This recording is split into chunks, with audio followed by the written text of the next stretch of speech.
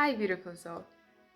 I became a minimalist almost a year now, and I would like to share a few points with you what I learned since then and what is still something on my path that I learn. I don't think anyone can be stopping to be a minimalist. You can always learn something, and it's a journey, and I love that about it. And welcome back on Ladies Mental, where I talk about minimalism, womanhood, simple living. So let's get in. New is not always better. In today's world where everything has to be produced very fast, quick, and in the end the quality is lacking underneath, it is more quantity over quality. And I notice I don't have to have the newest thing. I can be sometimes secondhand. If I have an option to buy it from secondhand, say, could that be phone or anything? It doesn't have to be for me always new. Can I find it for someone? Can I borrow it for someone? Do I have the need to actually buy it? Before I purchase it, I already think, is there something out there that is not new where I can get it? Like in a secondhand store, asking around my family, especially clothes. Do I always need new clothes? Does the new clothes make me better, feel me in a different way? No, it usually doesn't. And if you're going in a secondhand store or exchanging with your friends, you are more than enough at that. Most of the time it's just styling it, finding different ways. Sometimes we get bored of our closet, but that's more, we are not experimenting. It's not the clothes itself that is lacking. It won't change. It's just your thoughts that are getting different about it. Second point is a minimalistic wardrobe. Reducing the amount of clothes not only saves you time, money, and energy to do your laundry. You have no longer big basket full of laundry and having the time to always hang them, fold them, all that procedure. You're reducing yourself to your best pieces that you wear almost every time. You have a bit of the seasonal thing, but if you're having just the basic, like sticking to the basics is so helpful. You can use them in every season. And I personally am a fan of not too many logos or brands, just neutral, so I can wear them layered. And that helps too with styling. You can just use that piece that you have and combine them to an outfit, and you have less storage. If you're reducing your amount of clothes, jackets, everything, you have more space, or in that way you don't need that big closet with two door. You can reduce yourself to a small one, and that gives you also space. And when you're thinking to move in the future, you're not having multiple boxes of your clothes stacked where you have to heavy, they're so heavy. And especially if you're moving quite often, that could be something as well that helps you to reduce it. Sticking to a minimalistic wardrobe, and I actually love it. I'm almost certain I don't miss any piece that I ever gave away, or be happy with what I own. We are so triggered sometimes to get something new. It has to be exciting, it's something on the market. Especially, like, I'm a big jewelry lover, but do I always need new ones? No, I don't. And especially, I more tended to buy good quality, which lasts me longer.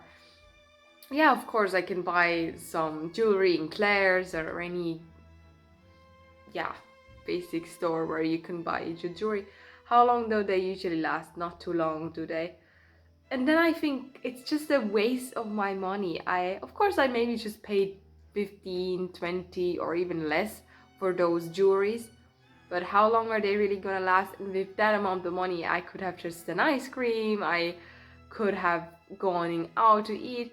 I see it more like that. If I'm buying something, it has to value my time, and I'm working for that money. So if it just puffs away, and I don't really want to do that. So I rather have few options that I always wear and just change here and there between them, between the three options that I have.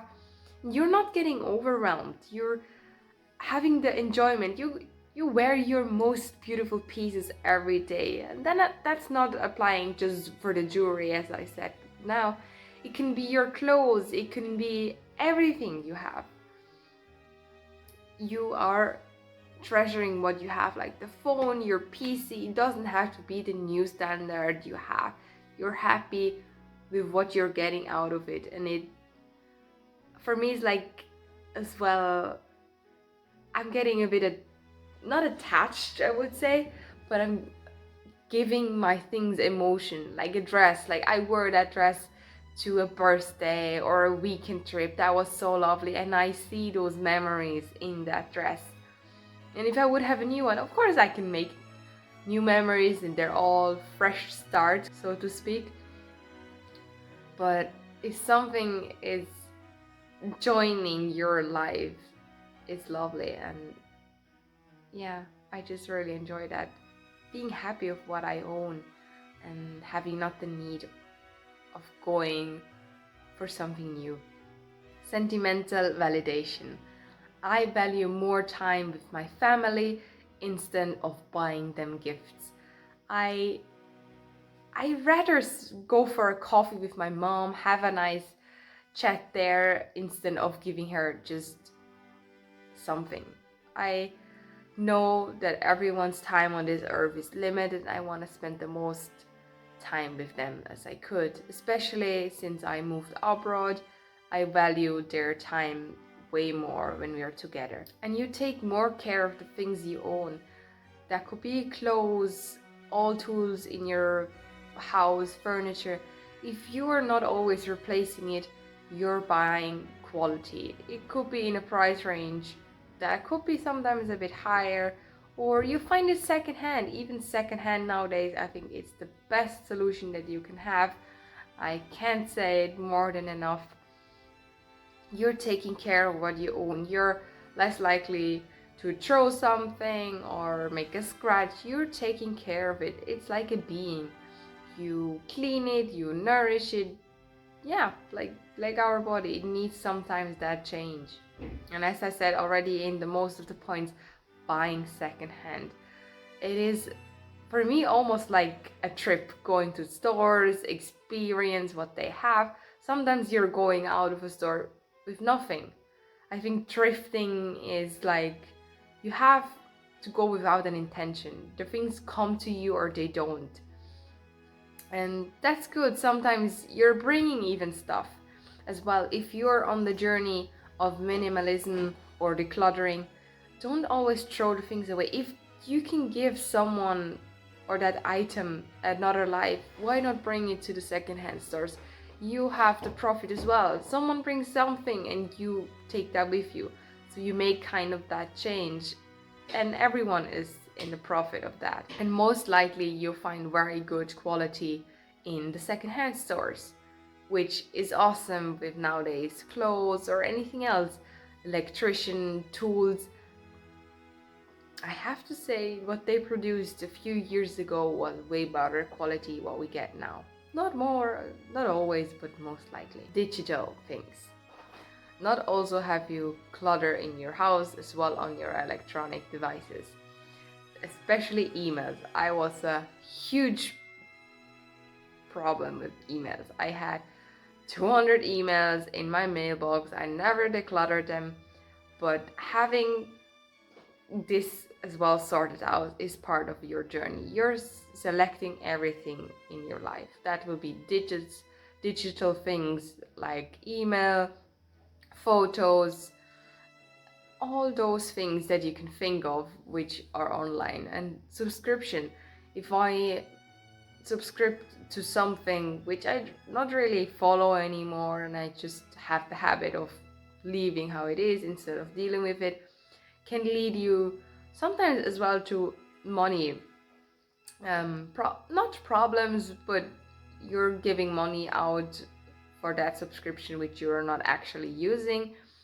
So I would really encourage you to have a roster for that, taking one thing every week where you take a look on it, if you have to cancel it, if you have to make something about that. So you get just rid of anything that you can think of, which includes money that they take out of you if you're not really valuing them, or just have them for years and just let go. But every year it automatically goes, so it's strategy that they make it kind of hard for you to cancel.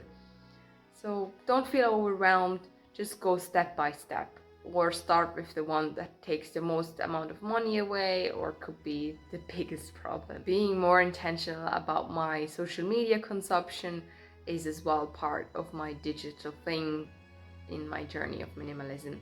Is I want to spend more time outside of that technology, even though I make now a video, but selecting the things that you actually want to get something out. Like if you're educating yourself, or is it just binging an episode that you want to do, but finding something that can give you something, a value or a hobby that you have that you can search of, but taking the social media more as your brain, as your knowledge, where you can get that for free.